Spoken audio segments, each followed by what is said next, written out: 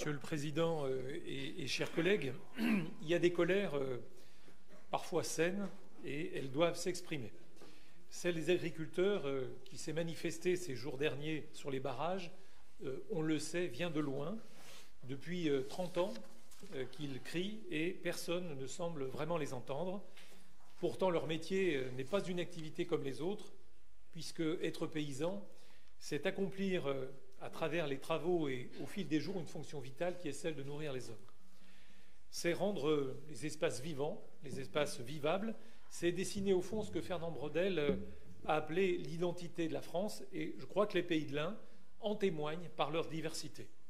Il faut aussi, je le dis, lire le dernier ouvrage de Paul Catin, ancien directeur de nos archives, directeur émérite, sur le paysan du Revermont, et les 2 tomes de Jean Merle et de ses co-auteurs sur l'évolution de l'agriculture indinoise pour mesurer combien la profession a façonné notre département.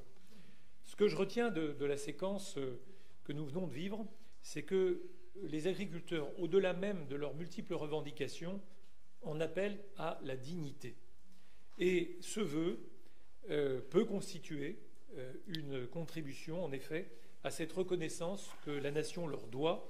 Alors oui, nous le formulons aussi au nom de notre groupe. J'allais dire non sans ajout utile. Lorsque, par exemple, on évoque la souveraineté alimentaire, dont j'entends qu'elle devrait être intégrée dans un texte de main législative, encore faudrait-il s'entendre sur le sujet. Constatez, par exemple, à l'échelle nationale que nous sommes dépendants à 75% des importations sur le blé dur, à 26% pour le porc, parce que cette filière d'excellence est citée dans le vœu. Tout cela ne dit rien ou pas suffisamment. Il conviendrait de parler d'auto-approvisionnement, c'est-à-dire du rapport entre la production et la consommation française. Et là, nous verrions que nous sommes autosuffisants à 148% pour le blé et à 103% pour le porc.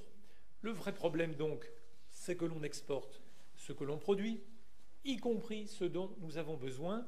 Chercher l'erreur. Comment également parler de souveraineté alimentaire sans évoquer plus largement les besoins en eau? Et ce n'est pas effectivement au moment où nous organisons les assises de l'eau qu'il convient d'éluder le sujet. Comment parler de souveraineté alimentaire sans aborder les enjeux fonciers? Certains clament haut et fort le fait de ne pas respecter les textes sur la sobriété foncière, alors que l'un perd chaque année entre 400 et 500 hectares au détriment de son agriculture. Et je n'oublie pas ces 25% d'agriculteurs qui sont en partie à la retraite, sans successeur d'ailleurs pour certains, pas plus que je mets le fait que nos habitudes alimentaires doivent évoluer. Ce vœu évoque aussi de réviser la stratégie Farm to Fork, autrement dit F2F, ou de la ferme à la table. Cette démarche, elle vise à promouvoir un système alimentaire durable. Elle comprend 27 mesures qui impactent à la fois la production, la transformation, la distribution et la consommation, sans oublier le gaspillage. Et le sujet de l'étiquetage est effectivement, chers collègues, intégré dans cette dimension. Mais, sans entrer dans le fond de cette démarche, il faut relire, je crois, l'avis du Conseil économique et social européen sur cette stratégie pour comprendre que sa réussite tiendra à la fois de la renégociation des accords internationaux et à l'évolution en profondeur de la PAC. Et, disons-le franchement, nous sommes très loin du compte.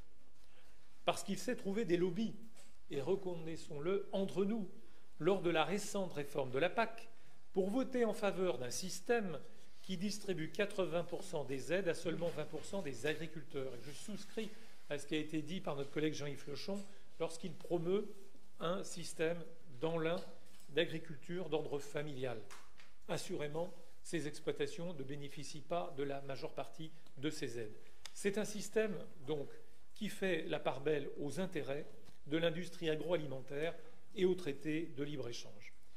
Et ceux qui ont eu à délibérer, à ce moment précis, de se prononcer sur la PAC, ne peuvent pas dire qu'ils n'avaient pas les cartes en main.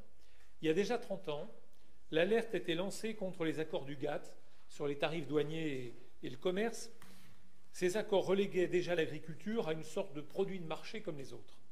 ce qui s'est traduit depuis par des accords de libre-échange, comme par exemple celui signé très récemment, en novembre, avec la Nouvelle-Zélande, et qui, à juste titre, terrifie les paysans et les éleveurs européens, ovins en particulier, puisque l'on évoque des importations qui seraient à hauteur de la moitié de la production française.